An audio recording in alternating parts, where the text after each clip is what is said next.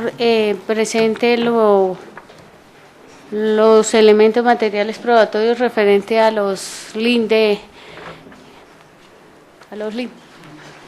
Claro que sí, señoría. Al respecto, existe un formato de investigador de campo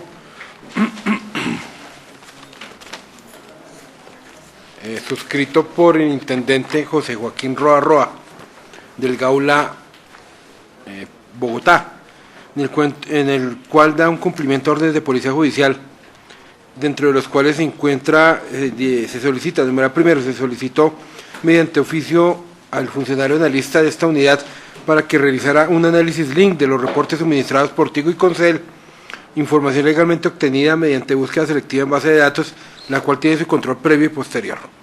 Se recibe la respuesta precisamente del funcionario Gerson Briceño Neira del reporte de análisis link de las llamadas entrantes y salientes de Tigo y Concel.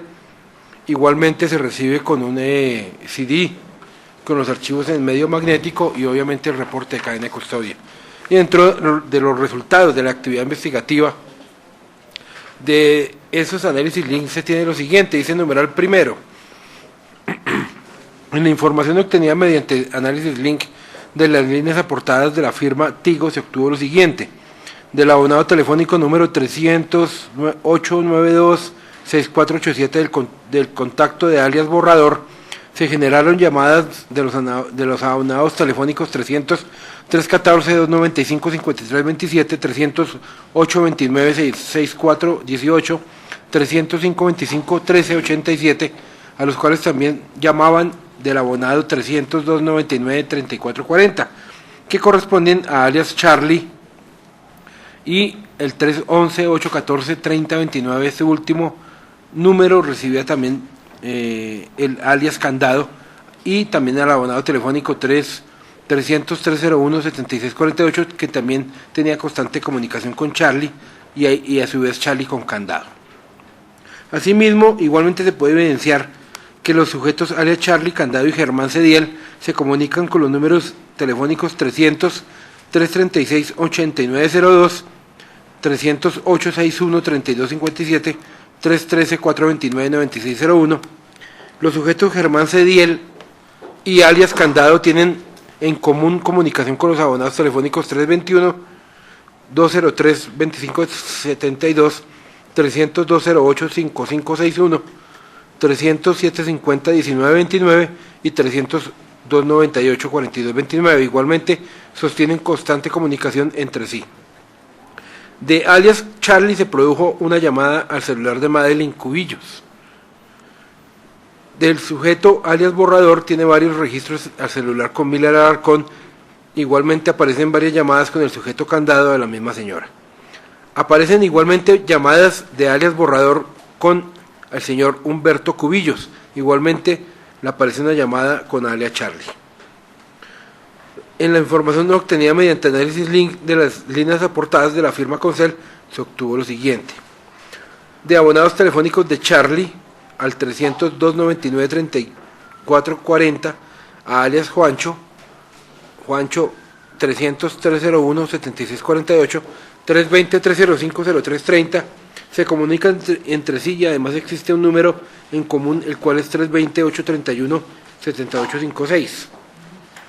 Los abonados telefónicos de Germán Cediel, alias El Cucho, 300-730-2094 y alias Charlie, 300-299-3440, alias Juancho, 300-301-7648 y 300-604-6755, se comunican con los números 300-861, 3257, 303-36, 8902 y 313-429-9601. Los abonados telefónicos de alias Charlie y alias Juancho se comunican con los números 300-866-6201 y 302-90-0114. Se reportan en la gráfica numerosas llamadas a diferentes abonados telefónicos del número 320-305-0330, entre otras 152 llamadas entrantes de una línea internacional. Igualmente se referencian en la gráfica llamadas continuas entrantes y salientes a diferentes abonados telefónicos. Se obtuvo que el señor Barbosa Sastoque Jesús Manuel, identificado con cédula de ciudadanía número 103, bueno, eso hace referencias con abonados con antecedentes penales, su señoría. Eso es lo que dice con el informe de investigador de campo. Está unido con el reporte de llamadas entrantes y salientes obtenidas mediante búsqueda selectiva en base de datos de Concel y Tigo del material probatorio legalmente obtenido según órdenes emitidas por el juzgado de control de garantías. Y se esbozan 1.615 registros del teléfono 302-99-2440, 1.696 registros del 301 7648, 164 registros a la línea telefónica 307 30 2094. Se recibió un archivo en formato Excel denominado llamadas entrantes GSM3 con información de la firma Concel con 8.617 registros y otro formato Excel con 10.680 registros.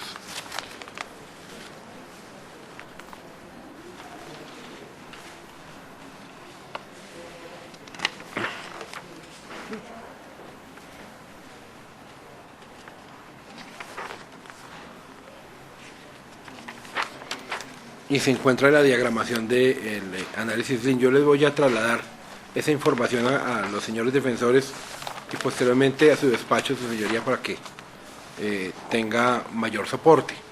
Ahora, su señoría, yo quisiera ahondar con referencia a la inferencia, porque de pronto pues no fue... Doctor, permítame un momentico, y sí le interrumpo porque creo que va a cambiar de tema.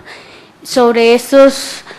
como elementos materiales probatorios de parte de la sustentación de esa medida de aseguramiento que ha solicitado para las 4 personas aquí privadas de la libertad, usted hace referencia a los links de llamadas telefónicas, ¿cierto? Esperábamos, o esperaba yo por lo menos, que hiciera referencia no solo a los números telefónicos, que el número 300 no sé qué se comunicó con tal. Pensé que, porque no considero que otra vez se deba hacer un receso para que los abogados defensores y la suscrita lea el contenido de ese informe, sino en su argumentación nos ilustre en el sentido si hay comunicaciones entre sí, entre las personas aquí privadas de la libertad, o si hay comunicaciones entre todos, alguno o parciales en relación a el delito que se está investigando y en relación a las posibles víctimas que usted refirió, porque como lo está leyendo, sí, ¿cierto? solo números Entonces, telefónicos. pero, perdón, por favor, los asistentes no pueden participar en la audiencia, no pueden participar, entiendan eso desde el principio, porque ahorita yo voy a adoptar una decisión y no quiero pronunciamientos de ustedes. Ellos están plenamente y suficientemente respaldados, asesorados, y están sus abogados aquí para ejercer el derecho de defensa. Ellos no necesitan en este momento que los representen ustedes como asistentes, sino que los acompañen. Entonces, permítame continuar. Entonces, doctor, quiero claridad en ese sentido. Nos va a dar lectura porque no en este momento que llevamos mediodía revisando los elementos materiales probatorios, considero que no se debe hacer otro receso de 1 hora para mirar ese contenido. Usted, como director de esa investigación, para efectos de sustentar la medida como otro punto más de sustentación, nos debe hacer alusión. Si no, entonces así queda y no pasaría nada. Perfecto, señoría. No, efectivamente, con el resultado de ese informato investigador de campo, en esos resultados de actividad investigativa sí se encuentran relaciones, obviamente. Primero, tal como lo mencioné y tal como lo leí, se encuentra en numerosas ocasiones en el contenido del resultado que el señor Germán Cediel se comunicó con abonados telefónicos y que se entrelazan esos, por eso es que se llama el análisis link, con llamadas que se producen, digamos, Germán Cediel a un alias Charlie, y Charlie a Madeleine Cubillos, que es denunciante. De Germán Cediel a alias Borrador, y de alias Borrador a Humberto Cubillos, que también es denunciante. También se tiene, por ejemplo, que Germán Cediel habla constantemente con Charlie Candado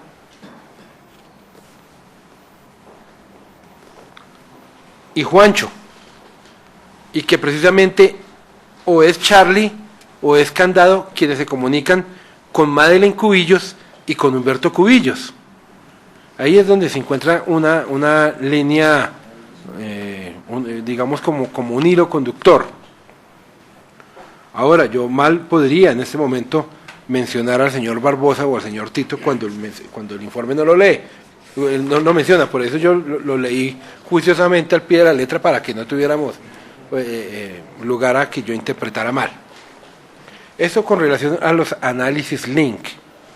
Ahora, su señoría, yo tengo que hacer claridad que cuando formulé la imputación se hablaron de lo suficientemente de los elementos materiales probatorios para que soportaran los hechos jurídicamente relevantes.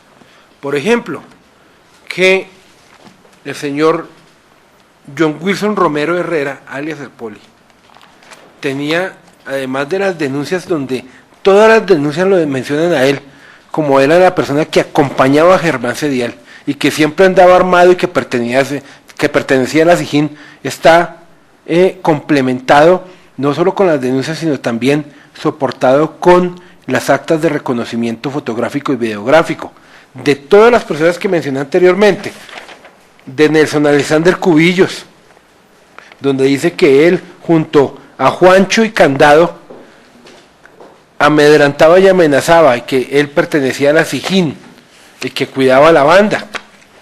La señora Luzari Cubillos también menciona que él prohibía el armamento, que él fue varias veces en compañía de los demás sujetos a amenazar, a intimidar, y que se hacía pasar como miembro activo de la SIJÍN.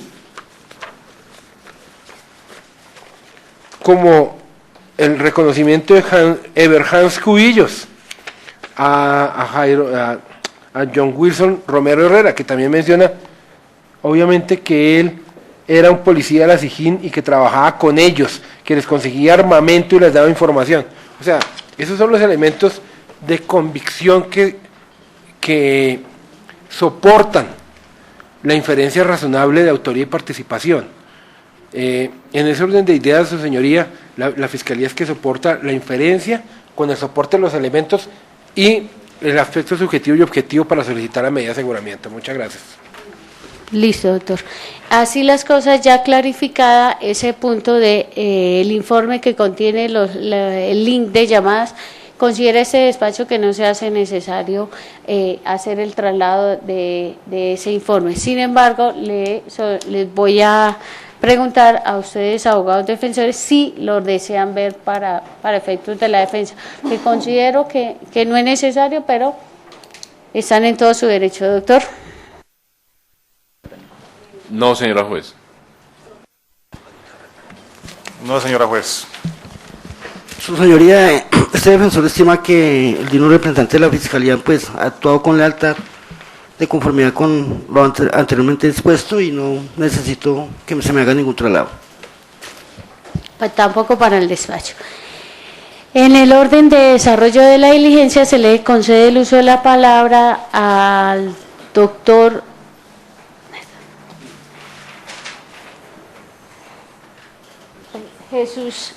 Jesús como representante del señor John Wilson para que se manifieste sobre la imposición de esa medida de aseguramiento que ha elevado la Fiscalía.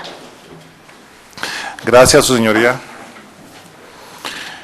En principio voy a dividir por cuestiones académicas mi intervención en los siguientes aspectos. En primer orden, voy a hablar muy brevemente sobre los temas jurisprudenciales que tienen que ver con la imposición de una medida de aseguramiento y luego desarrollaré también de esa misma manera breve las normas y luego de eso haré un recuento de qué solicitó la Fiscalía en cuanto a requisitos subjetivos y por último los confrontaré con los elementos de convicción que presentó la Fiscalía y con algunos elementos de convicción que trae la defensa.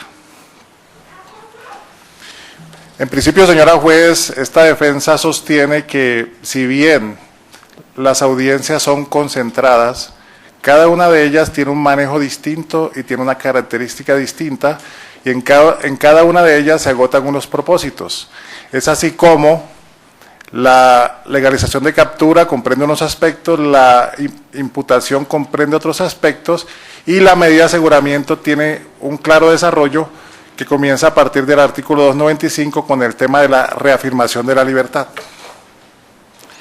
La sentencia C-1198-2008, señora juez, es clara cuando dice que la medida de aseguramiento tiene carácter excepcional, es decir, no es una regla, es una excepción. Y se basa esta sentencia en el numeral tercero del artículo 9 del Pacto Internacional de los Derechos Civiles y Políticos de la Ciudad de Nueva York y que en principio o en términos genéricos dice que no debe ser la regla general. Igualmente la Corte Constitucional Colombiana, aparte de la sentencia ya citada, señora juez, en la 123 de 2004, dijo claramente que la petición debe ser clara, precisa y unívoca. Es decir, no se puede hablar de generalizaciones ni de abstracciones.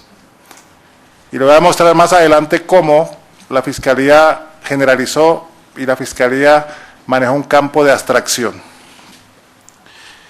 Con relación a la primera petición que hizo la Fiscalía, y fue la única de requisito subjetivo que realizó, nos prometió que el peligro para la sociedad y el peligro para la víctima y solamente nos desarrolló el primero y sobre eso me voy a referir. Porque yo no voy a hacerle aquí el trabajo a la Fiscalía, que es un trabajo exclusivamente de la Fiscalía y no de la defensa. Dice la sentencia 1198-2008, señora juez, que la modalidad y la gravedad de la conducta no pueden ser los criterios prevalentes para determinar la imposición de una medida de aseguramiento. Y la Corte lo dice claramente y da las razones. Porque inclusive la Corte dice que cuando la Fiscalía coadyuvó en el proyecto que motivó la reforma a través de la Ley 1142 de 2007, la Fiscalía hizo énfasis también en la sentencia C-774-2001, dejando claridad que precisamente había que preservar unas exigencias y unos requisitos para una medida de aseguramiento. Y en ese momento se dijo que había que tener unos criterios de proporcionalidad, de razonabilidad, y que no podía convertirse en un mecanismo indiscriminado, general y automático como la Fiscalía lo tiene por costumbre hacer en la mayoría de las audiencias. Todo el que viene a audiencia con una orden de captura son contadas las veces en que la Fiscalía no solicita una medida de aseguramiento. Parece que interpretara de manera equívoca el contenido del artículo 295 y 296.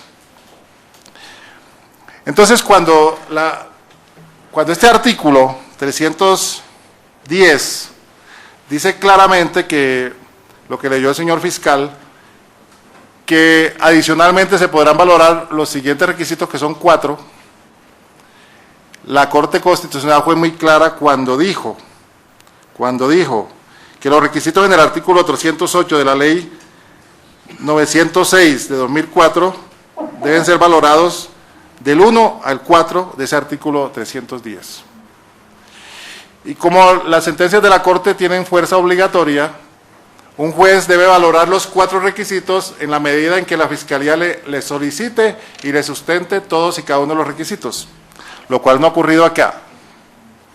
La Fiscalía solamente sustentó el primero y el segundo, como lo voy a mirar a continuación.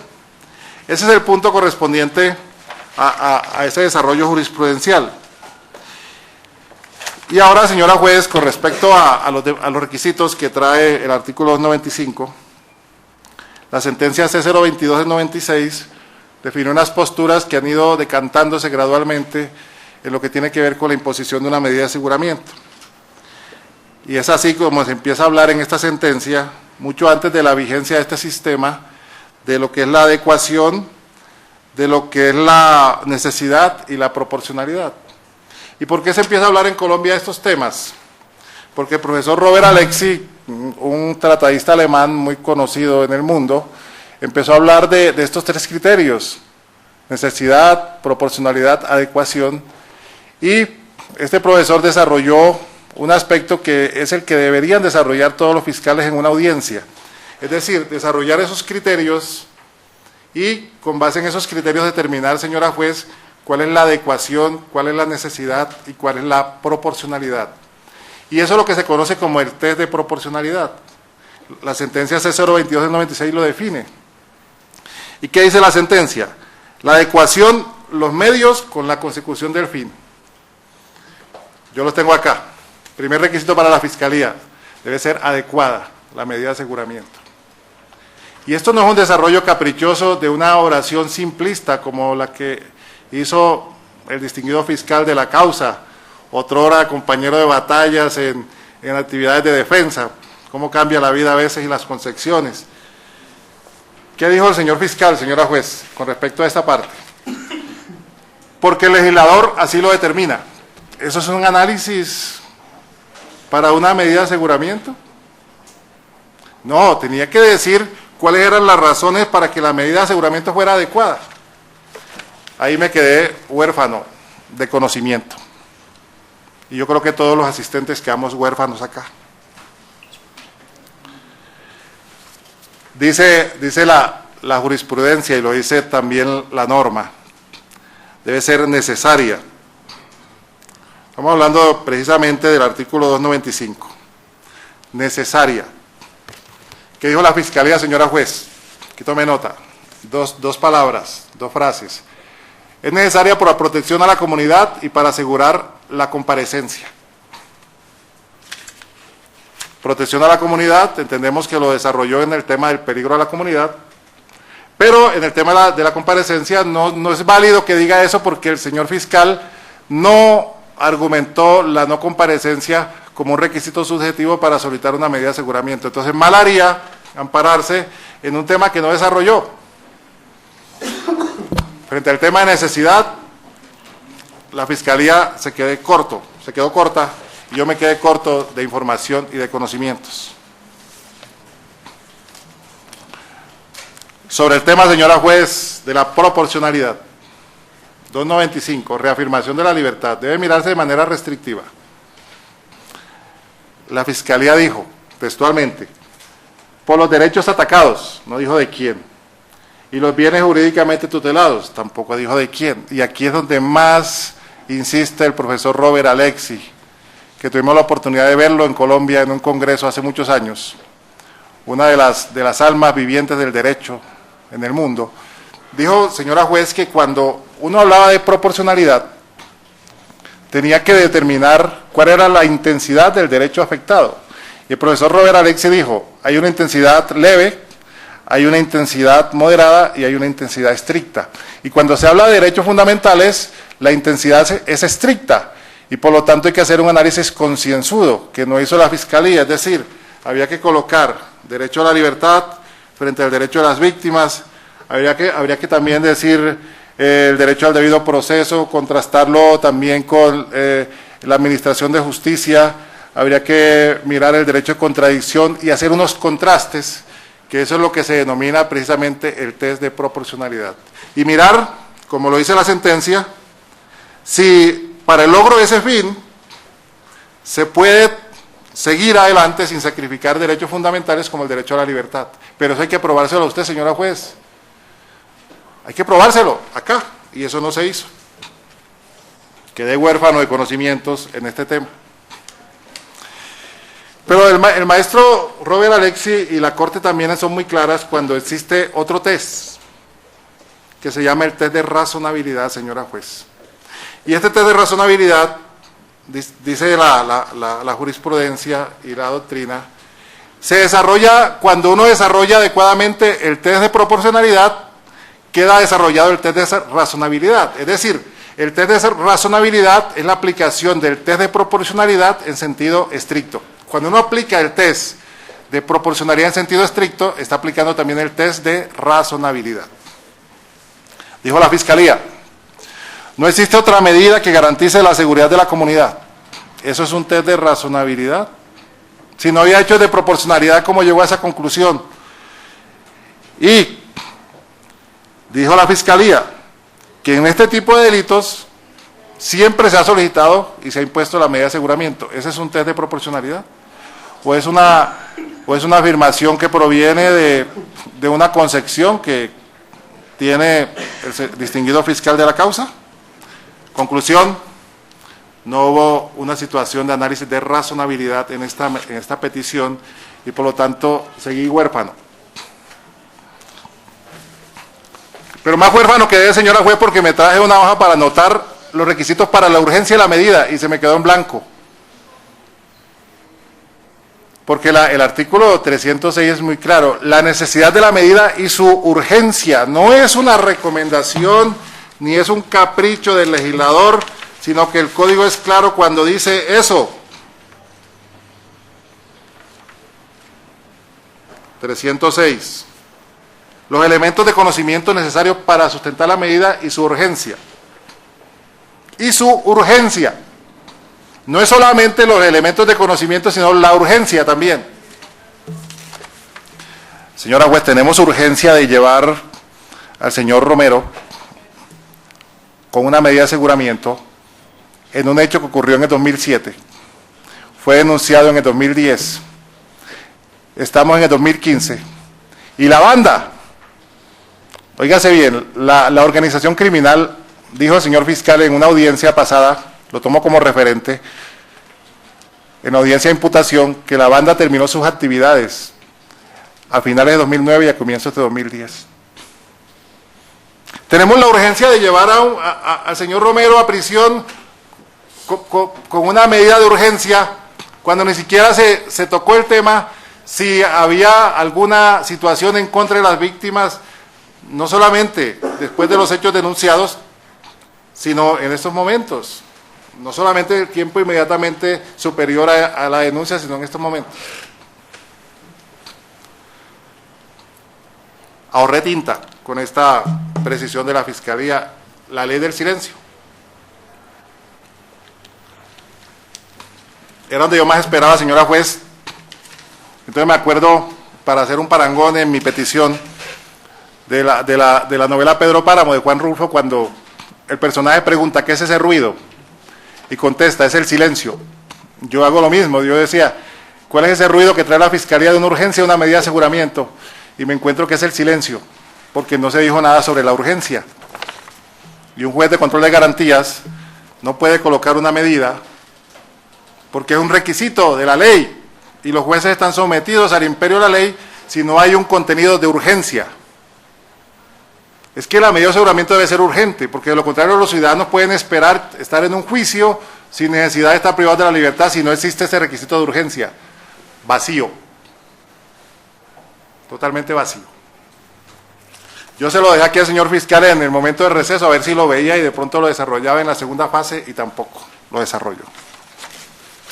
Quedé huérfano y triste, porque es que uno llega aquí triste, señora juez, cuando va a enfrentar un cargo de esta naturaleza y no encuentra la manera de enlazarlo porque las apreciaciones son tan cortas, tan generales, que no encuentra una manera de defender. Ahora vemos el peligro que desarrolló el señor fiscal, el peligro para la sociedad. ¿Qué hizo la Fiscalía? El señor fiscal habló de la gravedad de la conducta. Artículo 310. Dijo que afectaba a la seguridad pública, esa es una generalización. Que porque era un concierto para delinquir, ese era el que afectaba a la seguridad pública, es una generalización. Y que la extorsión era un flagelo, y que por eso se elevaron las penas, y que por eso se prohibieron los subrogados. Esas son generalizaciones de derecho penal especial, se denomina en las universidades. Si no, me toca ir a estudiar de nuevo, porque pueda que yo esté equivocado. Y luego desarrolló un segundo ítem, señora juez, modalidad. Porque era un grupo de personas que se reúnen. Porque tenían oficinas de cobro. Ya nos cambiaron la modalidad, ahora no eran bandas, primero fueron Águilas Negras que se transformaron en la banda de la 38, y luego de la 18, corrijo, y luego cambiaron ahora a lo que son oficinas de cobro, que es un concepto totalmente distinto.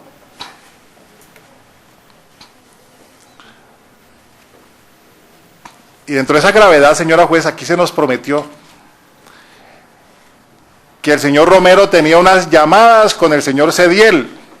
Se nos dijo Voz Populi. Y yo me quedé esperando ahorita que me dijeran cuáles, cuándo, dónde, durante qué tiempos. Y hoy nos dicen que hay una cantidad de registros, 1.615, por ahí hay otra cantidad, en un análisis Lean abstracto, genérico. Y el señor fiscal empezó a desarrollar el numeral primero. Continuación de la actividad delictiva. No nos dijo dónde y con quién, porque es que si la banda ya murió, lo dijo la fiscalía, no lo estoy diciendo yo. Yo no tengo la prueba de si murió, ni siquiera si existió. Pero yo le creo a la fiscalía, si la banda murió entre 2009 y a comienzos de 2010, ¿cómo explica entonces que van a continuar en una actividad delictiva? ¿Con quién? Es que no se trata de hacer afirmaciones genéricas y abstractas, sino se trata de precisar hechos para que produzca una inferencia razonable de autoría.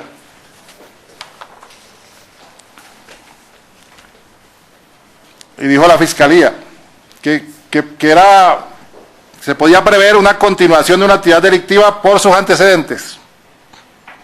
Esa no es la manera, señora juez, porque era mejor que hubiera desarrollado otro numeral que lo trae el artículo 310, que se trata precisamente del numeral cuarto. En el numeral cuarto se ventila eso, no se ventila en el segundo. Y luego la fiscalía dijo que por el número de delitos que se le imputan y la naturaleza de los mismos, también genérico, conductas flageladas, delicadas, que la extorsión afecta el patrimonio de las personas, que a algunas personas les tocó irse por amenazas, que es un caso de jueces penales del circuito especializado y que son delitos investigables de oficio. Ese era un requisito objetivo que lo trasladó al subjetivo. Yo no sé por qué. No sé por qué trasladó el requisito objetivo al requisito subjetivo del numeral segundo. Esa es una equivocación jurídica, aparte de una abstracción, distinguido fiscal. Es una abstracción y es una equivocación. Y nosotros no podemos permitir, por lo menos a título de petición, señora juez, porque aquí la única persona que decide es usted, no podemos permitir a título de petición que una persona vaya a una prisión cuando no hay una urgencia y cuando la inferencia se toca de manera somera y los elementos que han presentado no conducen a un punto que es el siguiente de mi intervención, que es la inferencia, para entrar a tocar el tema de los elementos de convicción, que es una inferencia. A mí en el bachillerato me enseñaron que, en las reglas de la lógica, que la inferencia tiene una relación con un silogismo. Hay una premisa mayor, hay un análisis mental que precisamente es esa valoración que tiene la persona del elemento, es lo que se llama inferir, y hay una conclusión. Y si miramos el tema de los indicios, que la Corte Suprema de Justicia ha dicho, señora juez, que los indicios son los que producen las inferencias, el hecho indicador debe estar probado a nivel indiciario.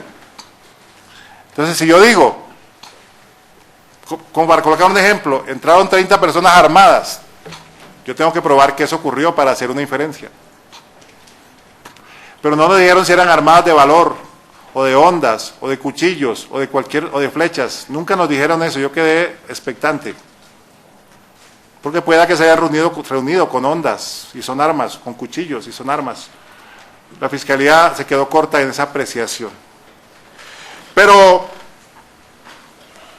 no desarrolló, señora juez, el señor fiscal, con el respeto que se merece, no desarrolló ese concepto de la inferencia razonable de autoría. Es decir, en esos estadios de conocimiento, dentro de esa ley de posibilidades, porque estamos hablando de posibilidades, ni siquiera probabilidades, porque no hemos avanzado en ese principio que la Corte Suprema ha llamado de progresividad.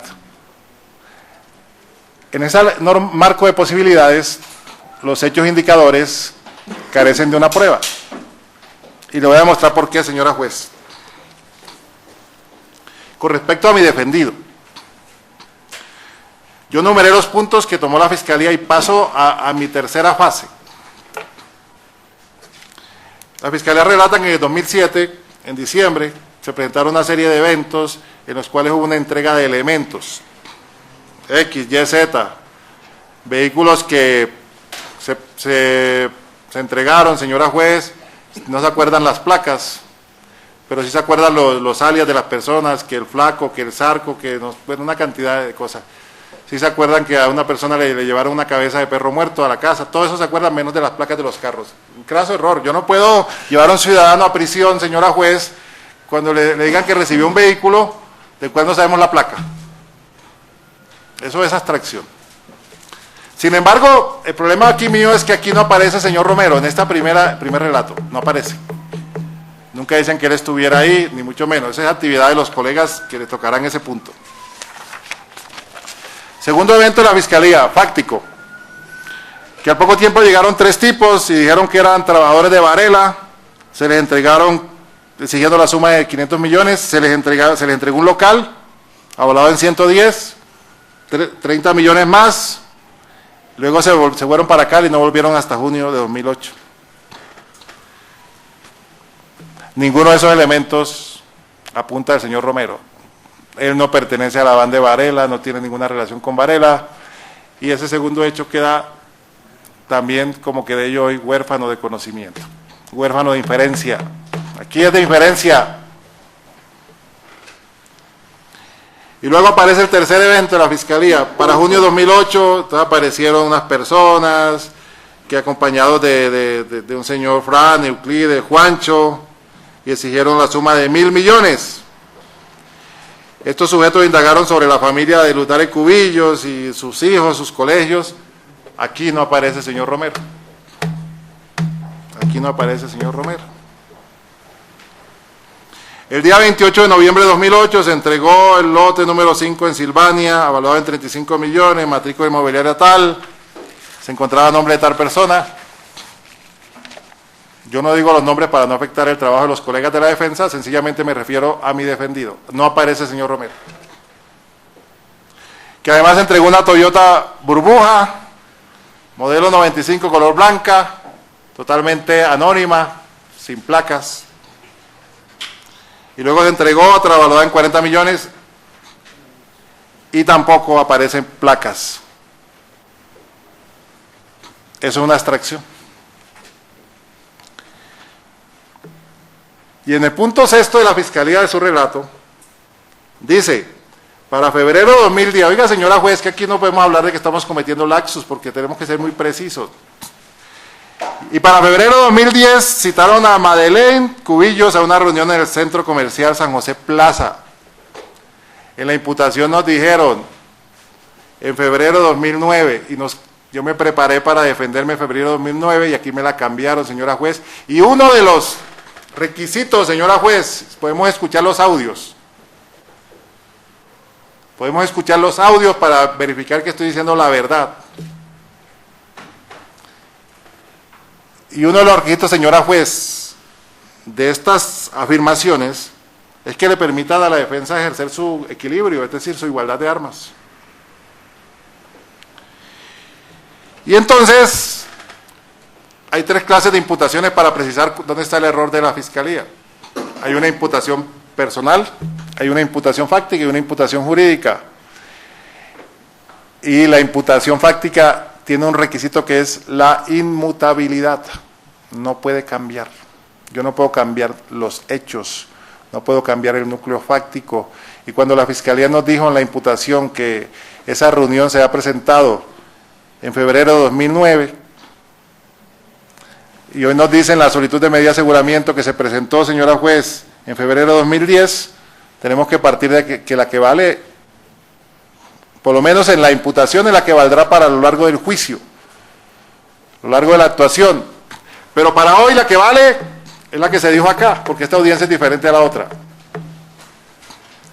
Entonces se reunieron 30 hombres armados en un localito que se llama Donde Lucho. Donde Lucho. Y ocurre, señora juez, que yo envié un investigador donde Lucho. El negocio de Lucho es un negocio que está totalmente elaborado en vidrio. Queda en un centro comercial en San Andresito, y en ese centro comercial que tiene nombre San José Plaza, en la plazoleta de comidas, existe un establecimiento que se llama efectivamente Donde Lucho. Y mi investigador, le tomó unas fotos. Tiene 4 mesas y cada una tiene 4 sillas. Y aparte tiene como una barra en la cual podrían caber 6 personas. Serían 4 por 4, 16 y 6, 22. Si se reunieron 30 hombres armados, más la familia que estaba siendo objeto de la extorsión, más los empleados del negocio, ¿cuántas personas cabrían en ese negocio de Lucho? El señor Luis Hernández, que es el dueño del establecimiento, manifiesta que lo tiene desde el comienzo que se fundó ese negocio y que nunca ese negocio ha estado lleno a su plenitud y mucho menos con personas armadas. Aquí tengo la foto, señora juez, voy a correr traslado más tarde, pero aquí las tengo, las fotografías, la plazoleta de comidas. Tengo un negocio que esto no tiene, las paredes son de vidrio. Todo lo que pasa adentro se ve desde afuera. Negocio pequeño, de comidas rápidas. La forma de acceder a él y el lugar donde queda, que es el centro comercial que ya mencioné, San José Plaza. Eso es lo que la Fiscalía debe haber hecho, señora juez, no la defensa, para probar que, primero, que Lucho existía, porque es que no podemos hacer generalizaciones. Que existía el negocio de Lucho y mirar si en el negocio de Lucho realmente caben 30 personas. Y mirar si las reglas de la lógica y la experiencia nos dicen, para una inferencia hasta ahora, ¿no, señora juez? Para una inferencia que 30 personas armadas, no se sabe de qué, escogen el lugar más visible de un centro comercial para reunirse. Eso es un trabajo que la Fiscalía debe habernos dicho por qué, para que la inferencia estuviera probada, por lo menos en la premisa mayor. No ocurrió. Entonces, ahora peor, ahora no sabemos. Objeción, la Fiscalía va a hacer una objeción, su señoría, y con todo respeto, doctor Padilla. ¿En si qué me lo sentido, permite. doctor?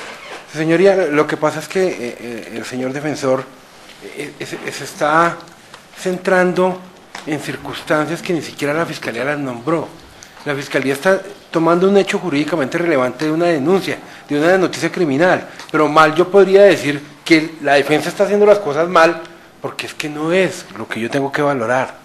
O sea, a mí me da mucha pena, pero es que ya se está entrando con cosas o circunstancias que no valen acá en la sustentación de la controversia de la medida de aseguramiento, su señoría. Gracias.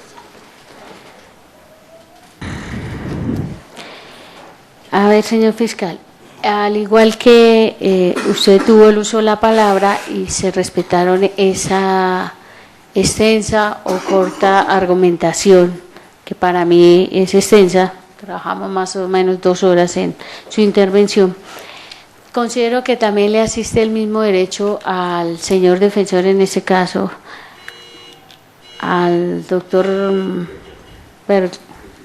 Jesús, más fácil.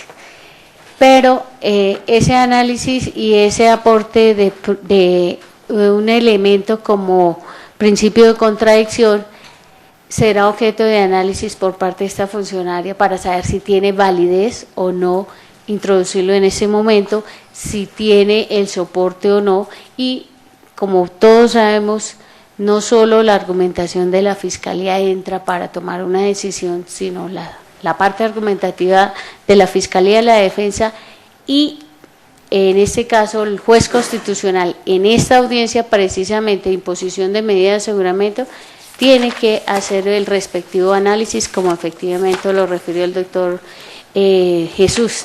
Está obligada a hacer ese análisis de manera total, pero tomando de punto de partida toda la argumentación de ustedes más el análisis que debo hacer. Entonces, doctor, continúe, por favor. Gracias, señora juez. Le agradezco al fiscal señor fiscal, que me hubiera permitido tomar aire para sacar unas conclusiones más fuertes, más seguras de esto. Entonces, ahora me acuerdo, precisamente en este intervalo, que la Fiscalía dijo que la parte criminal se presentó entre diciembre de 2007 y terminó a finales y mediados de 2009-2010. Pero nos hizo ver, señora juez, la Fiscalía que constantemente, de manera reiterada, el señor Romero se la pasaba con el señor Cediel. Aquí tengo una certificación de la Policía Nacional. Mi trabajo como investigador defensor, yo soy investigador por naturaleza antes que ser abogado. El 2 de julio de 2009 la policía ordena el traslado para el departamento de Arauca del señor Romero Herrera John Wilson, que es la persona que está aquí. Es los elementos mínimos que tiene la defensa hasta ahora. La Policía Nacional ordena el traslado. El señor se va para Arauca.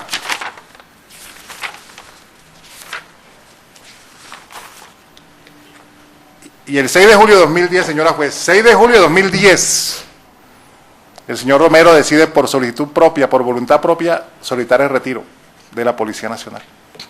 Aquí está la resolución 02069, requisitos mínimos para esta defensa, para controvertir a la Fiscalía. Dice aquí está el listado, por el cual se dispone la dirección de la policía a retirar, y está John Wilson Romero Herrera, el tercero de la resolución 2069 de 2010. Y como esta resolución tenía que ser notificada, entonces la Policía Nacional precisamente le notifica al señor Romero su decisión, la decisión que tomó conforme a la petición que hizo de retirarse de la Policía Nacional. Entonces, no es cierto lo que dijo la Fiscalía, que de manera constante y permanente el señor Romero estaba al lado del señor Cediel o de cualquier otra persona.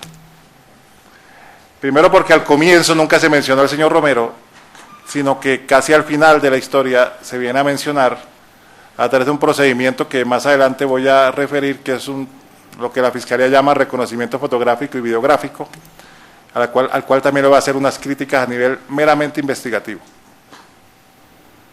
Y de hecho que le afectan su legalidad. Entonces el señor Romero no estuvo en Bogotá desde esa fecha en que la policía dispuso su traslado hasta la fecha en que se retiró. Y en una investigación que tiene fallas, no sé quién la habrá hecho, si la Fiscalía o el Gablo o quién, porque ahora no puedo hablar de los errores del contrario. Señora juez, si a mí me dicen, yo lo vi en varias oportunidades, yo tengo que precisar cuándo, dónde, con quién, bajo qué circunstancias. Porque si yo digo, yo lo vi, esa es una canción y se queda en la retina de uno como una verdad en abstracción. Y yo me puse a preguntar, señora juez, ¿por qué motivo el señor Romero fue a San Andresito en algunas oportunidades? Yo tengo que ser objetivo y leal con usted y decirle que sí fue. El señor Romero trabajaba en la Sijín y estaba adscrito aquí a esta zona, a lo que se llama el Centro de Servicios Judiciales de Palo Quemado.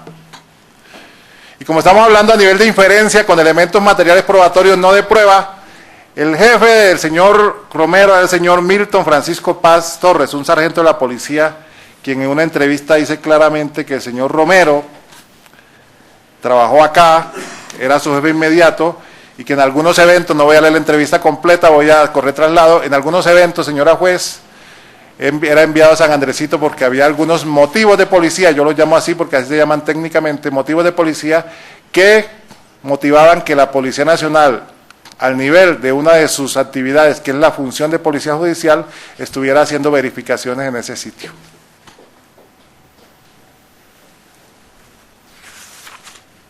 Es una entrevista que en este momento tiene también valor a nivel de inferencia. Y justamente eso es lo que dice la entrevista, que habían personas que se hacían pasar por policías, que exigían dinero, y una de las quejas que llegaron acá era precisamente que se fuera a verificar esa situación, y el señor Milton Francisco Paz Torres, dispuso que, entre otros policiales, fuera el señor Romero, a quien la Fiscalía le ha colocado alias el Poli, pero que en ninguno de los reconocimientos, porque yo los leí juiciosamente, dice que no tiene ningún alias. Y los alias no los puede tener porque el Poli no es un alias, es un apodo. Y el alias es otro nombre, técnicamente hablando. Cuando uno dice el Poli sería un apodo, no un alias, hablando de tecnicismos jurídicos e investigativos. Le dicen el poli porque es un policía, pero eso es un invento, no se sabe de quién, porque por lo menos en los reconocimientos no está. Dice, no tiene apodos, dice allí.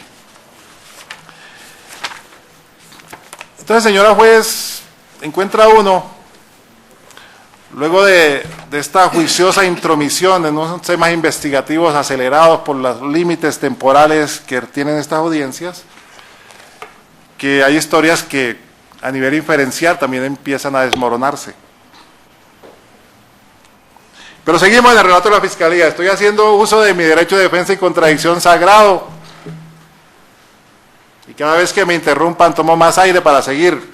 Para el 9 de marzo de 2009 llegaron a la casa de los hermanos Cubillo Verdugo. Y entonces, señora juez, ahí tampoco se dice que llegó el señor Romero.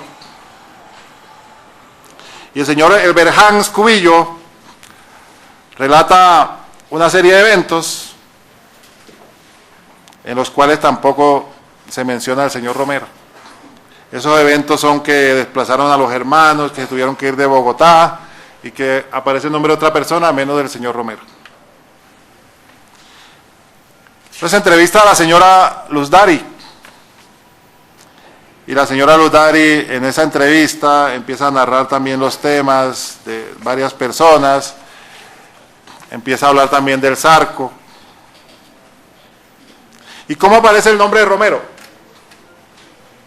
Aparece a través de una pregunta insidiosa, sugerida, que no debería permitirse en una investigación seria. Hágala quien la haga, defensa, fiscalía o cualquier persona. Indique al despacho la participación concreta que tuvo un policía de nombre Romero. Oiga la pregunta, una pregunta sugestiva, sugerida, una pregunta que tiene una sola respuesta. La participación del señor Romero fue esta. ¿Por qué no preguntaron qué personas tuvieron participación en estos hechos que estuvieran relacionadas con la Policía Nacional? Eso ha sido una investigación seria. Entonces la señora empieza a narrar cosas, empieza a narrar eventos, señora juez, que se los contó una persona que ya murió, que se llama o tiene un apodo, el Zarco. Entonces el Zarco le contó eso antes de morir, en algún otro momento. Esas son las afirmaciones indefinidas. ¿Cómo verifica uno esa premisa mayor si la referencia, que es la señora Luz Dari, nos lleva a una persona que no nos puede confirmar si lo que ella dice lo dijo o no lo dijo?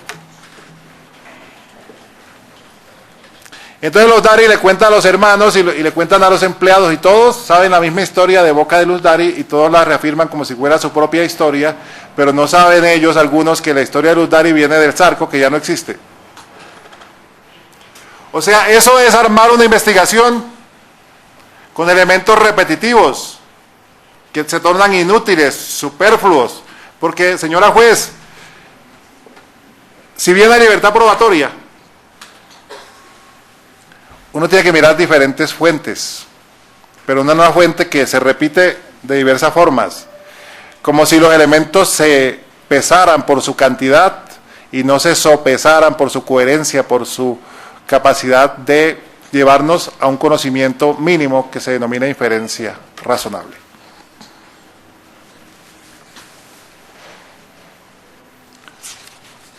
Y en esas consideraciones se sigue hablando a partir del momento del señor Romero. Y vienen entonces los famosos reconocimientos fotográficos. Y se dice de Romero que Romero es el que arma la banda. Un patrullero de la Policía Nacional tiene la capacidad, la suficiencia de armar una organización de 30 hombres, como mínimo, que es lo que citan allí. Pero los armó ¿cómo? ¿Cuándo? ¿Con qué elementos? Es que no podemos hacer una abstracción, señora juez, para llevar a una persona bajo las rejas o tras las rejas. Tenemos que hablar con claridad. Por eso esa ambigüedad, esas situaciones anfibológicas, como lo llama la Corte, en la sentencia 34022, que es donde precisa que la imputación tiene que ser clara, expresa, circunstanciada. Es la base para abrir un camino, inclusive del derecho de defensa. Una mala imputación afecta el derecho de defensa y de contradicción. El señor Romero arma las organizaciones. Eso lo dijeron en el pasado, pero yo por lealtad lo traigo porque hoy no lo dijeron. En esta audiencia no lo dijeron. Y no infirieron sobre eso tampoco. Porque la inferencia es, señora juez, los armaba de determinada forma, los armaba bajo determinadas condiciones y tenemos elementos de convicción que nos prueban que él los armaba. Pero no decirnos, la señora Luz Dari escuchó del Zarco y la señora Luz Dari y los hermanos hicieron el reconocimiento y todos escucharon de la señora Luz Dari. Eso es repetir lo mismo bajo un criterio de cantidad, no de calidad. Reconocimientos fotográficos. Hay varios. Está el de el señor Humberto Cubillos. Habla de que eran unos bandidos que decían que eran de la Sijín. Está el del señor Alexander Cubillo, que esta persona andaba con Germán, con Juancho, con Candado. Era el que tenía el armamento y cuidaba de la banda, ya le cambiaron el rol, era el cuidandero de la banda, es decir, la persona que los custodiaba. ¿Quién va a custodiar con un arma a 30 tipos armados? Eso escapa a las reglas de la lógica.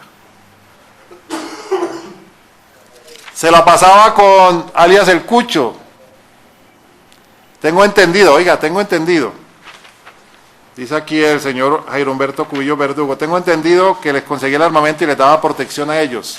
O sea, los armaba y aparte se encargaba de protegerlos. ¿En qué momento? Una persona que tiene unos horarios, que tiene un trabajo y que tiene unas funciones como policía.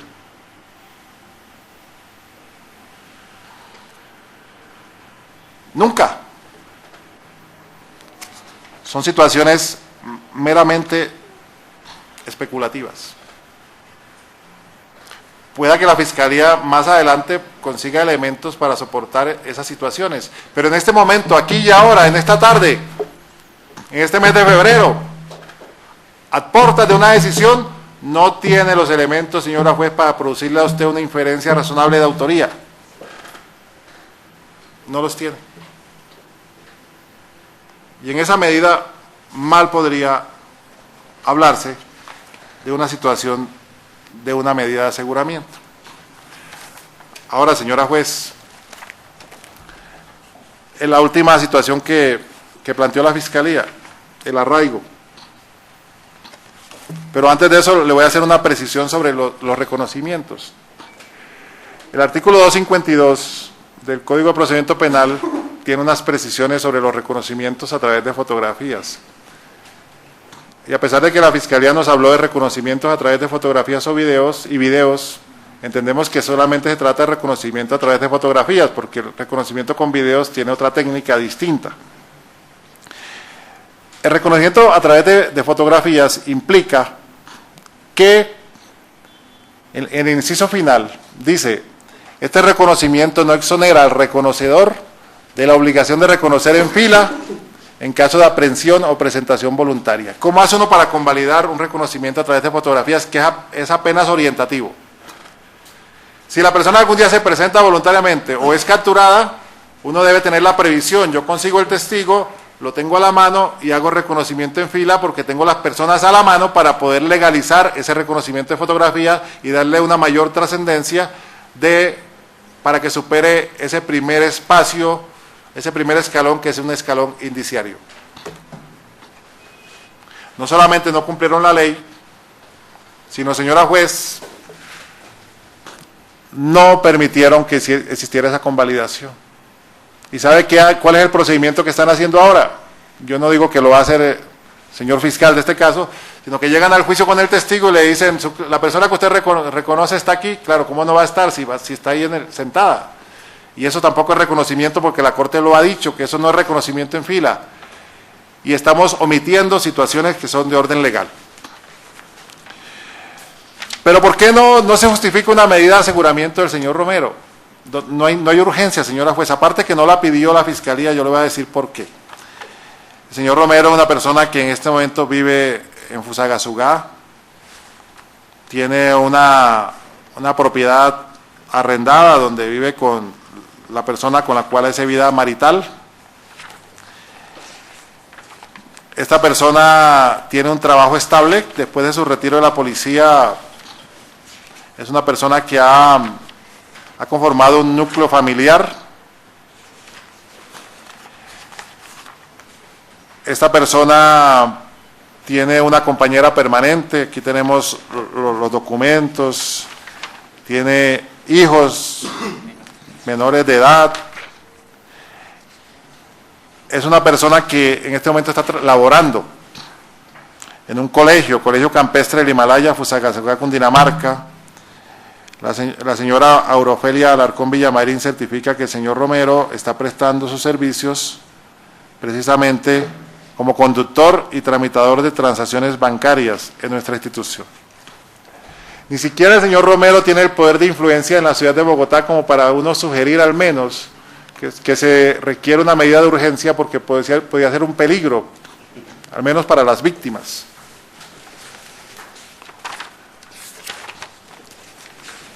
Es una persona, señora juez, que tiene una excelente hoja de vida, tuvo una excelente hoja de vida en la Policía Nacional, no presenta sanciones disciplinarias y es una persona que los vecinos aseguran que tiene un buen comportamiento familiar, social, personal, y en esas condiciones se pregunta uno, ¿será que una persona que perteneció a la Policía Nacional se retiró voluntariamente? No fue retirado por mala conducta ni por situaciones irregulares, es un retiro a solitud propia, que luego se instala con su familia en otro punto de Colombia, dentro de esa libertad de locomoción que tenemos todos. Una persona que tiene un trabajo estable para alimentar a sus hijos y a su compañera permanente, es una persona que está en condiciones de pregonarse que es un peligro para la sociedad.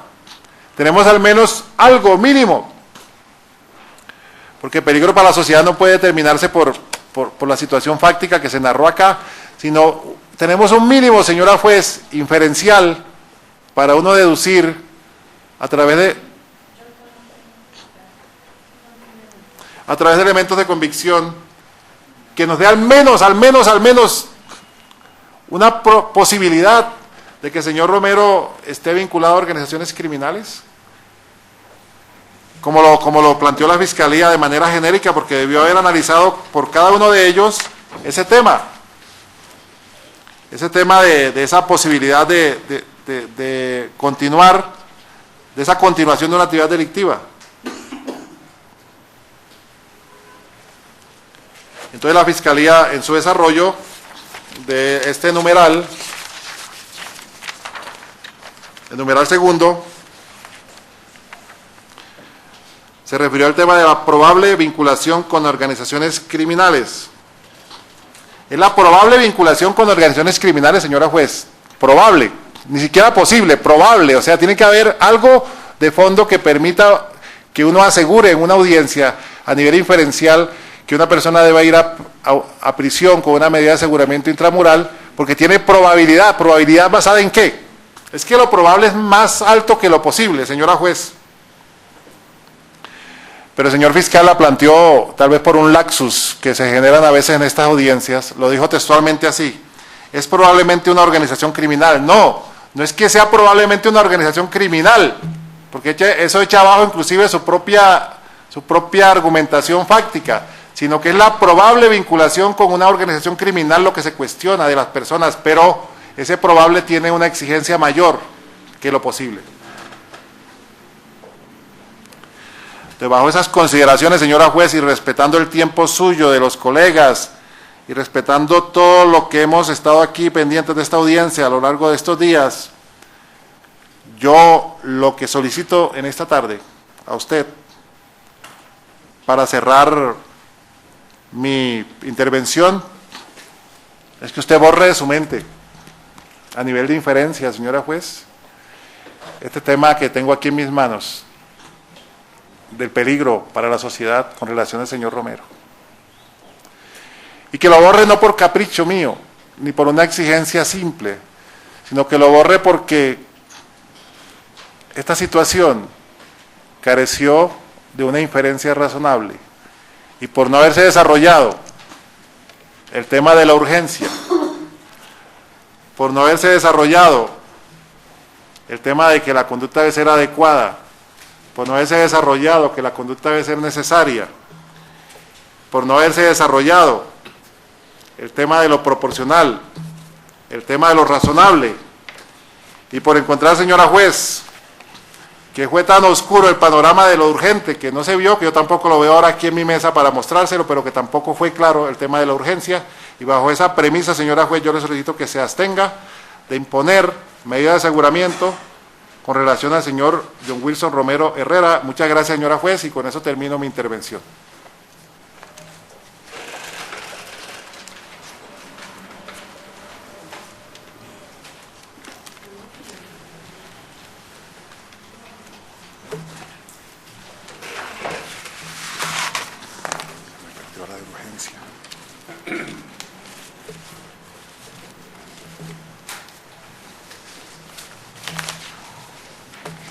Señora juez, con su venia para correr traslado de la carpeta, discúlpeme.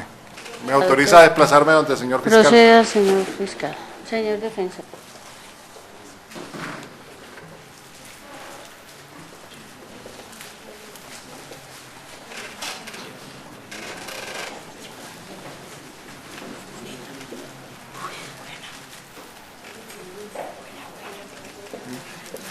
¿Doctor Roberto tiene diligencia ahorita por la tarde? No. ¿Y el doctor Isidro? ¿No? Pues en orden de estar sentados, le iba a conceder el uso de la palabra al doctor René y terminamos con el doctor Isidro, a menos que tuvieran, como el doctor Jesús, urgencia de intervenir porque no va a estar más tarde. Aparecer así medio. Sí, doctora, tengo audiencia en garantías. Exacto. A las 15 horas. Ok. Entonces se le concede el uso de la palabra al doctor René para que efectúe la respectiva defensa del señor Jorge Enrique Barbosa Sastoque. Gracias, honorable presidente. Efectivamente, en representación de los intereses legales y constitucionales que le asisten al señor Jorge Enrique Barbosa Sastoque, realizaré unas pequeñas conclusiones o consideraciones en cuanto a la solicitud de la medida de aseguramiento que fue allegada para su juicioso y estudioso análisis su señoría.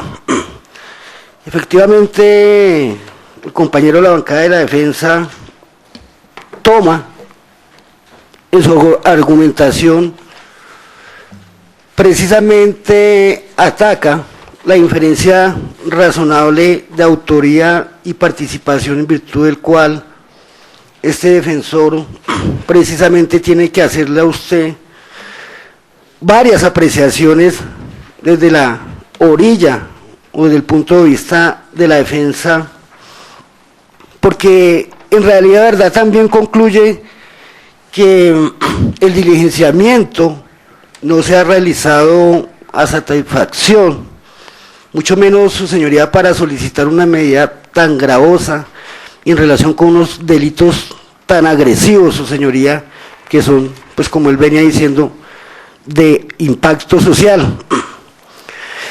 Y para ello, su señoría, dentro de la situación fáctica que desarrolla el digno representante de la Fiscalía, en virtud de las cuales pues me estoy enterando, toda vez que no fui partícipe de audiencias anteriores, su señoría, pero claro, tuve el traslado del material probatorio en mis manos.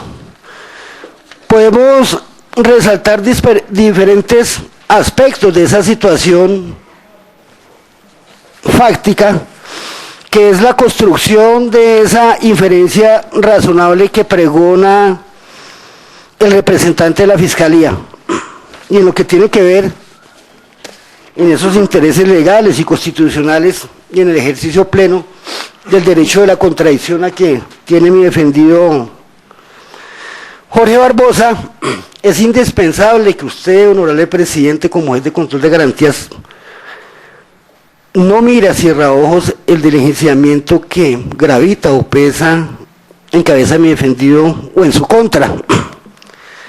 Para ello es fácil extraer que existió una denuncia por la familia Cubillos del 18 de febrero del 2012 por la señora Ludari Cubillos Verdugo, en virtud de la cual hace resaltar unos hechos verdaderamente graves, es decir, unas extorsiones que venían siendo sujetos desde el año 2007 y sostiene que el flaco, alias el flaco de las Águilas Negras, la abordó para solicitarle una cantidad de dinero.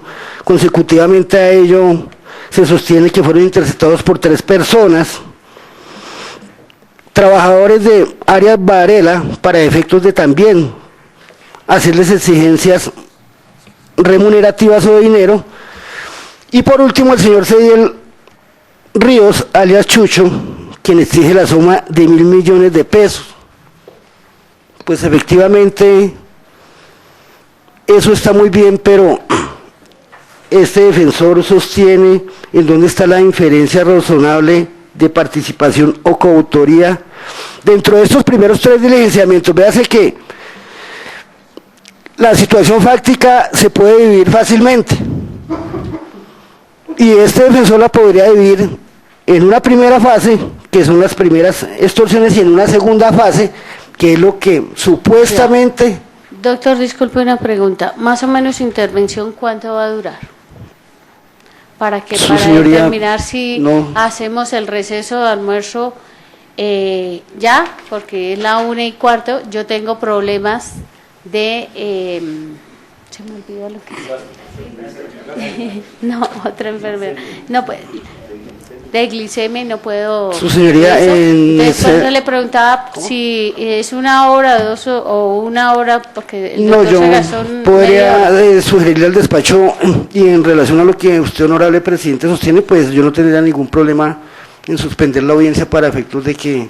Almorcemos primero, claro, continuamos las 3 al final, y ahí sí hacemos un receso para la decisión. ¿Les parece? Señora. Entonces hacemos el receso ya, hipoglicemia es lo que sufro, ya me acordé. Entonces hacemos el receso y nos encontramos en 1 hora a las 2:15 acá, por favor, para continuar. Y desde ya, entonces, el doctor Jesús, como no va a estar presente, estará presente el abogado suplente, ¿cierto? Los 2 están... Entonces, perdón un momentico porque... se nos presenta una situación que es...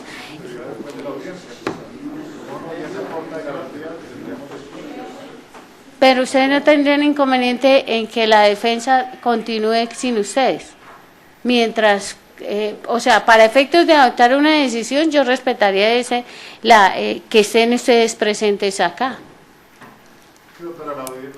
La audiencia mía comienza a las 3, es una audiencia de garantías, es una audiencia que consideramos que demorará máximo 1 hora, 1:15.